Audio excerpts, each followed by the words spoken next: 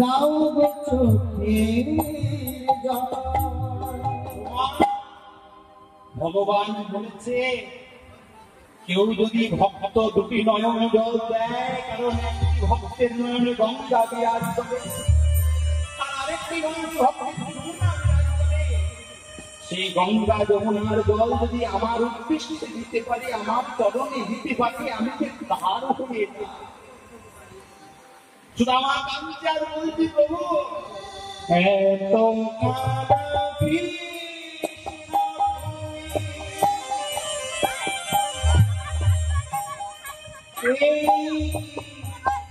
নামের জীবনের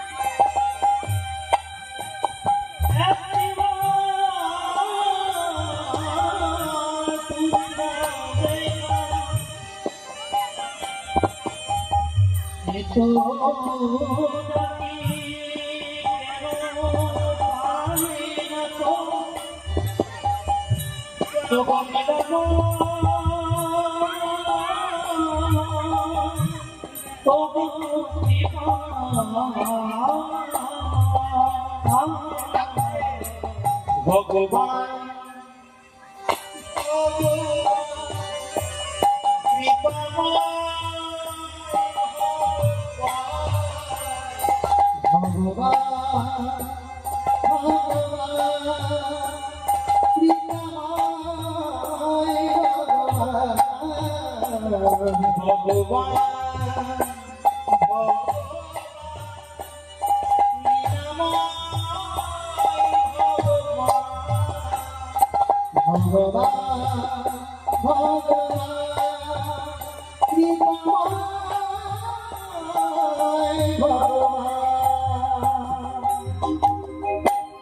সেই গুরু আশ্রম থেকে দু নয়ন জলে হাসতে হাসতে সুদামা বিদায়। আর যেই না সুদামা বিদায় নিল, কৃষ্ণ তখন মনে মনে ভাবছে, এই না হলো আমার ভক্ত, যে ভক্ত নিজের শাস্তি মাথায় নিয়ে চলে যাচ্ছে। হ্যাঁ গো মা, এটাকে বলা হয় প্রকৃত ভক্ত। বাবা মহাজন বলেছে, ভক্ত বড় শক্ত পণ্ডিত রইল বসে, আর বৃক্ষের ফল বৃক্ষে রইল শুধু বৃন্তটি গেল। প্রকৃত ভক্ত হতে পারেন। শ্রীমদ ভাগবতে বলল, ভক্তের পদধূলি যদি পড়ে গঙ্গার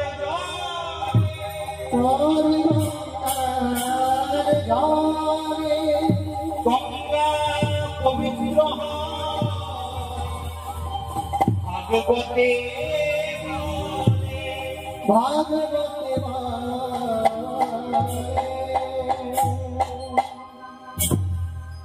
এই জগতে যার জ্ঞান আছে তাকে বলা হয় জ্ঞানী। এই জগতে যার মান আছে তাকে বলা হয় মানি, যার পাণ্ডিত্য আছে তাকে বলা হয় পণ্ডিত। কিন্তু বাবা ভক্ত কাকে বলে? ভক্ত কে? যারা মোটা মোটা তুলসীর মালা করে, চন্দনের তিলক করে, তারাই কি ভক্ত? বেশিদূরের কথা বলবো না, আমাদের আপনাদের বর্ধমান বীরভূম করছি। জয়দেব একজন প্রকৃত ভক্ত ছিলেন। তার কি মোটা মোটা মালা ছিল, চন্দনের তিলক ছিল? আমাদের বাঁকুড়া জেলার ছাপড়াতে যার বাড়ি চণ্ডীদাস, সেই চণ্ডীদাসের কি মোটা মোটা মালা ছিল, তিলক ছিল? আরো ভক্ত প্রমাণ নেবেন, যার বয়স মাত্র 5 বছর, যে ভক্তের নাম ভক্ত প্রহ্লাদ। সেই প্রহ্লাদ জন্মগ্রহণ করেছিল। সেই প্রহ্লাদের পিতার নাম ছিল হিরণ্যকশিপু। আর প্রহ্লাদ ছিল নারায়ণের ভক্ত। প্রহ্লাদ সবসময় নারায়ণ নারায়ণ নারায়ণ বলে চিৎকার করে। এমন সময় দৈত্য রাজা হিরণ্যকশিপু বলে উঠল, প্রহ্লাদ তোর এত বড় সাহস, তুই তুলে জন্মগ্রহণ করে নারায়ণের নাম করিস, এই তোকে এই গদা দিয়ে বধ করব, মৃত্যু অনিবার্য। প্রহ্লাদ হাসতে হাসতে বলে উঠল, পিতা তুমি বধ করার কে? তুমি বধ করলেও আমাকে যে রক্ষা করবে আমার নারায়ণ এখানেই তো আছে। হ্যাঁ, এই ছোট ছেলে প্রহ্লাদ মাথায় কোনো বুদ্ধি নেই বলে নারায়ণ আছে। আচ্ছা বললাম তো নারায়ণ কোথায় দেখা, নারায়ণ কোথায় দেখা? প্রহ্লাদ বলছি, পিতা তুমি দেখবে নারায়ণ? বলছে হ্যাঁ দেখবো, দেখা। প্রহ্লাদ কাঁদতে কাঁদতে নারায়ণ নারায়ণ নারায়ণ, সেই না তিনবার নারায়ণ নারায়ণ বলেছে, আর এমন সময় সেই রাজপ্রাসাদের স্তম্ভ ভেদ করে সেই নারায়ণের আরেকটি রূপ, যার নাম নরসিংহদেব। নরসিংহ একটা সিংহের মতো, একটা মানুষের মতো রূপ ধারণ করে বেরিয়েছে। বলতে হিরণ্যকশিপু তোমার সাহস, আমার ভক্তের গায়ে আঘাত করো। সঙ্গে সঙ্গে নৃসিংহদেব সেই হিরণ্যকশিপুকে নিজে জঙ্ঘার উপর বসিয়ে তার ধারালো নখ দিয়ে হিরণ্যকশিপু বক্ষ ছেদন করলেন। যেই না নরসিংহ রূপ ধারণ করে হিরণ্যকশিপুর বক্ষ ছেদন করলেন, প্রহ্লাদ কাঁদতে কাঁদতে বলছে, তুমি কেমন ভগবান? ভগবান হবে তাহলে তোমার সারা হাতে সারা শরীরে রক্ত কেন? মাংস খাচ্ছ কেন? নারী ভরি খাচ্ছ কেন? কেমন ভগবান? কেমন ভগবান? নৃসিংহদেব বলতে, প্রহ্লাদ আমি কেমন ভগবান?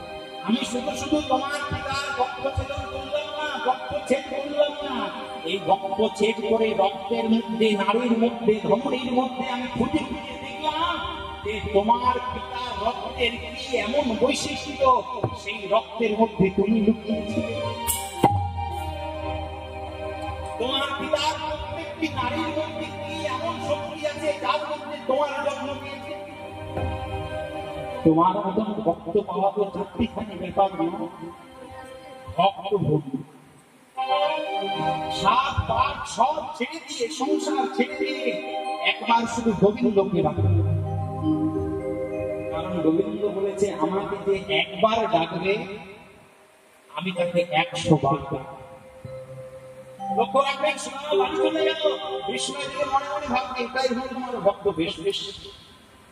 এমন সময় সুদামা বাড়িতে ধীরে ধীরে বৃন্দাবনে পৌঁছানো মাত্র দেখছে কেউ বেঁচে নেই।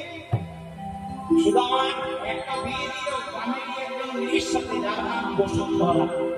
একটা বিয়ে থেকে এসে গেছিলাম, সুদামার বিয়ে হলো যার নাম বসুন্ধরা। আবার কোন কোন গ্রন্থে লেখা আছে যার নাম কুচেলা। দুটো নাম বললাম, কেউ বলে বসুন্ধরা, কেউ বলে কুচেলা। সেই বসুন্ধরা কুচেলার সাথে যখন বিয়ে হলো, সুদামার হত দরিদ্র সংসার, বাড়িতে এক মুঠো চাল নেই, অন্ন নেই, খাবে কি? বসুন্ধরা বলছে, ও স্বামী যাও যাও যাও, শুনেছি তোমার ছোটবেলার বন্ধু কৃষ্ণ দ্বারকার মহারাজা, তার কাছে কিছু নিয়ে এসো। সুদামা বলছে, ও বসুন্ধরা তোমার বলতে লজ্জা করে না? আমি যাবো কৃষ্ণের কাছে ভিক্ষা চাইতে? হ্যাঁ যেতে হবে। বলে না না, তখন বসুন্ধরা দেখলে আমার স্বামী এমনিতে যাবে না, তাই বসুন্ধরা একটা চালাকি করে বলছে, ও স্বামী বলছি তোমার ছোটবেলার বন্ধু কৃষ্ণকে তুমি অনেকদিন দেখো নি? অনেকদিন কৃষ্ণকে দেখতে পাও, একবার দেখে রেখে কেমন আছে? হ্যাঁ এখন তুমি ঠিক বলবে। তা বসুন্ধরা, আমি যে আমার বন্ধুর সাথে দেখা করতে যাব, আর কৃষ্ণ যাওয়া মাত্রই যদি বলে, সুদামা আমার জন্য কি এনেছিস? বাড়িতে কিছু আছে? বাড়িতে তো কিছু নাই। সুদামা করলো কি, একটা ছেঁড়া গামছা নিয়ে 1টা 2টো 5টা গ্রাম ভিক্ষে করে, 5টা গ্রাম ভিক্ষে করে ছেঁড়া গামছার মধ্যে খুদ চাল আর শুকনো চিড়ে। মাথায় রাখবেন, সুদামার ভিক্ষের ধরায় আছে খুদ চাল আর শুকনো চিড়ে, এটা বেঁধে। এবার বেঁধে পর সুদামা কৃষ্ণ গুণগান গাইতে গাইতে চলে যাচ্ছে। কেমন করে জানে? দুটি বাহু তুলে মনের আনন্দে নাম গাইছে আর যাচ্ছে কৃষ্ণের সাথে দেখা করতে। কেমন করে গো? ভজ গোবিন্দম ভজ গোবিন্দম ভজ গোবিন্দম ভজ মূলমতি ভজ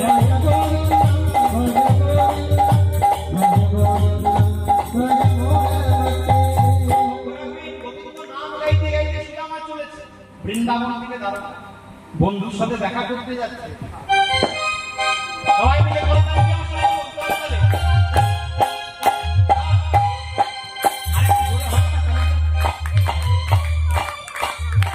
এই দেখো না কেন খালি দিতে বলছি জানো?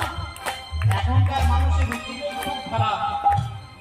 হ্যাঁ, মানুষকে রসগোল্লা খেতে দিলে খায় না, পান্তুয়া খেতে দিলে খায় না, কিন্তু খেলাতে ফুচকা বিক্রি হয় খায়, চেনাচুর খায়, যেগুলোতে পেট খারাপ হয়। এই যে কীর্তন হচ্ছে, সৎসঙ্গ হচ্ছে, যেখানে না এসে বাড়িতে ঘুমোনো ভালো, কীর্তন শোনা ভালো। জয় রাধে, প্রেমে বলো রাধে রাধে। ভজ গোবিন্দম ভজ গোবিন্দম ভজ গোবিন্দম ভজ মূলমতি ভজ গোবিন্দম ভজ গোবিন্দম ভজ মূলমতি। আজকে রাত্রিতে আমি চলে যাবো, একবার আমার সাথে বলবেন, সাহস করে বলুন, ভুল হয় হবে, ভুল হলে কোনো ক্ষতি নেই, জোরে জোরে বলবেন, সুরে হোক বেসুরে হোক যেমন হোক। আমার দাদা একটু বন্ধ রাখতে হবে, শিকল বাজবেন, আপনার গলা শোনাবে কেমন? আমি বলে নি, বলার পর বলবেন, সবাই মিলে বলুন তালে তালে। ভজ গোবিন্দম ভজ গোবিন্দম ভজ গোবিন্দম ভজ মূলমতি ভজ গোবিন্দম ভজ গোবিন্দম ভজ গোবিন্দম ভজ মূলমতি ভজ গোবিন্দম ভজ গোবিন্দম ভজ গোবিন্দম ভজ মূলমতি